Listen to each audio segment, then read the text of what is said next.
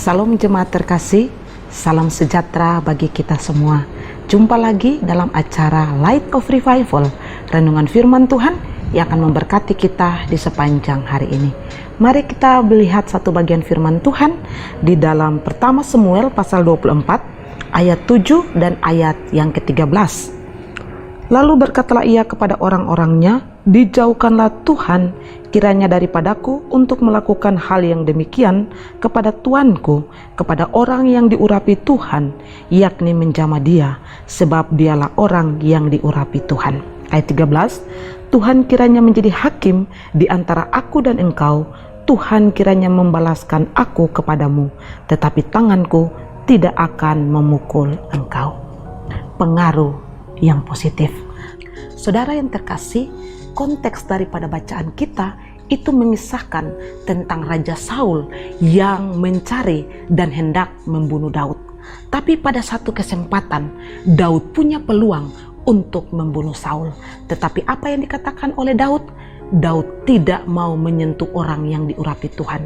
Bahkan Daud berkata kepada Saul, biarlah Tuhan yang menjadi hakim di antara Saul dan Daud.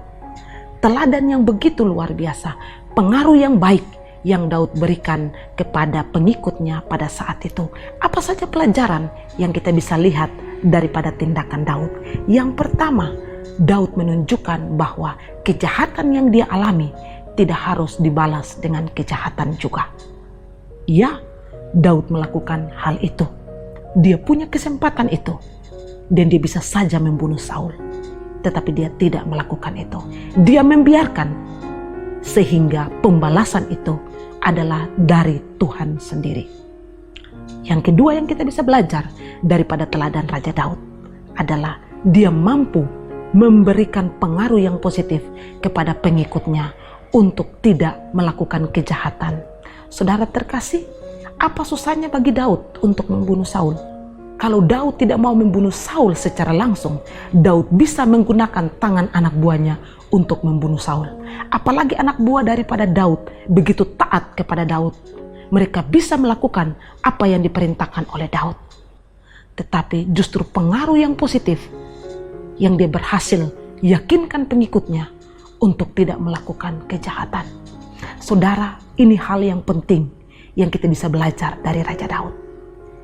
Semua kejahatan atau kejahatan yang terjadi dalam hidup kita itu tidak harus kita balas dengan kejahatan juga. Kita bisa memberikan tempat kepada Tuhan yang akan membalas apa yang sudah orang lain perbuat terhadap kita. Berdiam diri dan nantikan Tuhan, dan biarlah pembalasan itu adalah hak Tuhan. Mungkin kita merasa sakit ketika kita menahan untuk tidak membalas karena kita punya peluang itu. Tetapi ingat bahwa Tuhan tidak menutup mata. Kalau kita adalah orang-orang benar di hadapan Tuhan, kita mengalami hal-hal yang buruk dari orang lain. Dan ketika kita serahkan kepada Tuhan, membiarkan pembalasan itu datang dari Tuhan, maka tepat pada waktu Tuhan akan membalaskan itu.